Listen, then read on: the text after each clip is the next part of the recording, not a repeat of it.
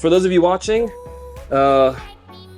you will know that I met the girl in my dreams called Taeng-Mo, and we went to see the fireflies together, and we went to the Mandarin Oriental, but then, suddenly, without warning, she disappeared on me when we were having drinks at the Bamboo Bar. So why am I making this video? Well, to see, in the hopes that one of you may know her and reconnect her with me. In fact, there's no other city with more viewers than in Bangkok. But I do need to be realistic because my channel is still tiny. And that is nothing compared to 9 million people. But I do have some interesting clues that I do want to discuss with you. What I find most disturbing is that she left all of her clothes in the hotel room. Swimsuit, pajamas, pants, shoes, dress, charger, bag, I don't know. There's a key and the book. I don't think any of this is going to be helpful when it comes to finding her. Except these two things, maybe. The book and this key. I don't know if you can see this, but it doesn't say where it was bought from though. Ah. Dasa Book Cafe. Might be a lead.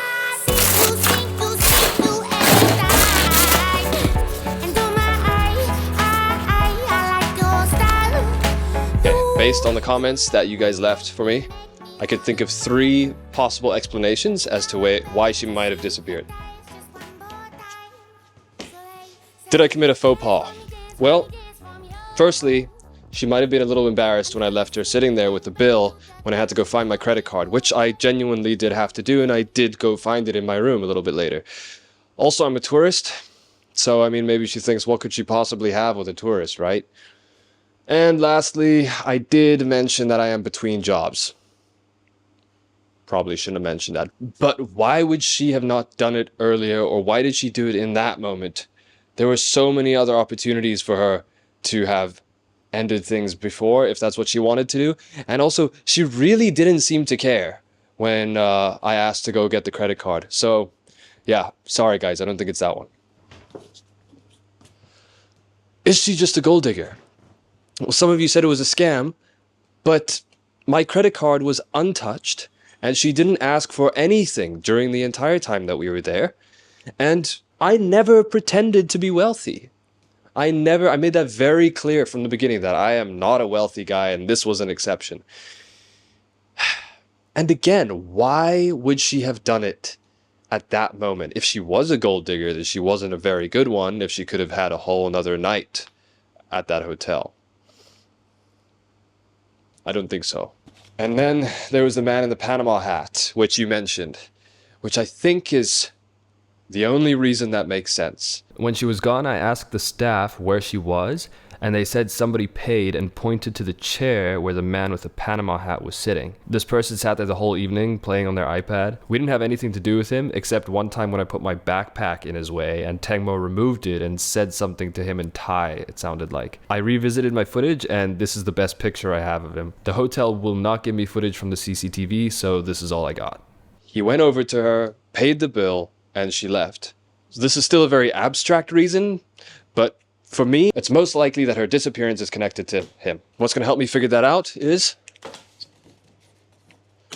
I need to go back to the Oriental, and hopefully I can gather some information that will help me figure out what happened. Next up, the keychain, which I'm not exactly sure what this is. It's a very unique keychain. Maybe some of you know what it means, or if there's any meaning behind it. And lastly,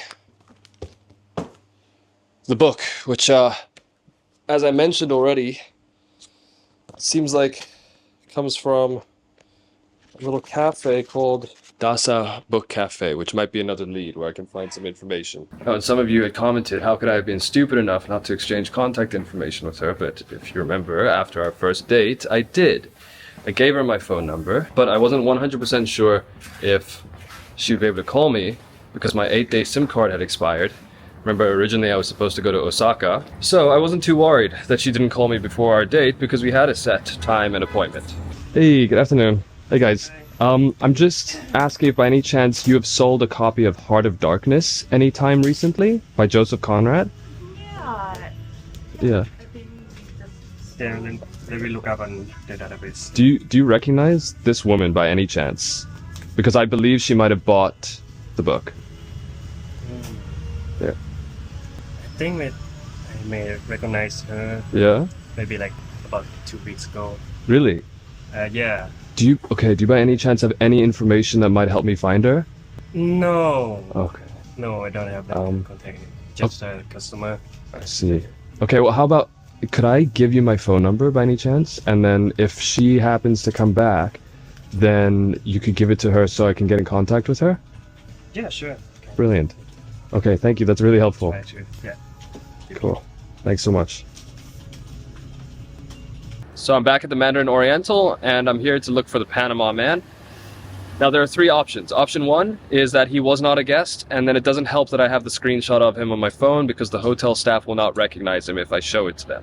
So what I've done is I've come here to the Bamboo Bar, or I will go to the Bamboo Bar at roughly the same time as last time in the hopes that I bump into him, which I would need to be extremely lucky to happen. Option two, which would be much better, is if he is still a hotel guest. It probably still wouldn't be enough if I showed them the screenshot of him, but if I show them this little guy, which you'll remember from episode 2, I'll tell them that he left his wallet on my table at the Bamboo Bar, and I'll ask if they can call him down, and I think I can imagine that they are much more likely to call him down if I tell them that I want to give it back to him personally. Option 3 is tricky, and that's if he was a hotel guest. So I'll still use the wallet, and I think what they'll do is they'll try send it to him using a taxi or an Uber, which is why I've set up the AirTag, so it will hopefully lead me to him. But there's a catch. It's highly likely that they'll call him first before they send a taxi. But the question is, which number will they call? The number in their system or the number in the wallet? Which is of course my number. If they call that number, then I'll say, oh yes, everything is great. Thank you, please send it back to my address. But if they don't call it, then there's nothing I can do. But I have to try. Here I am going back to the Oriental and showing the picture of the man with the Panama hat and trying to find out if he's a guest here or not. I know that the Oriental keeps pictures of their guests on file, which helps them to deliver the exceptional service, but it seemed that they honestly didn't know who he was, so there was absolutely no chance to connect me with him. I also visited the bar again, but, of course, the man with the Panama hat was not there. I had to keep my prepared wallet. The AirTag in it was useless, more or less. In the end, I only returned Taeng-Mo's bag at the Lost and Found and said that they should give me a call if somebody claims it. Well, to be honest, Mandarin was a dead end. Oh, like the belly rub. Go. Come, be my friend. Come on. Come on. The staff couldn't help me. Apparently the guy wasn't a guest there, and they just seemed confused when I showed them the photo of the guy.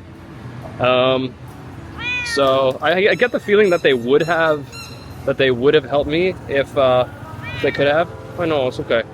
So that was a dead end. The bookstore was a dead end. Everything's a dead end. Yeah. Let's see what happens. All right, Leander, out.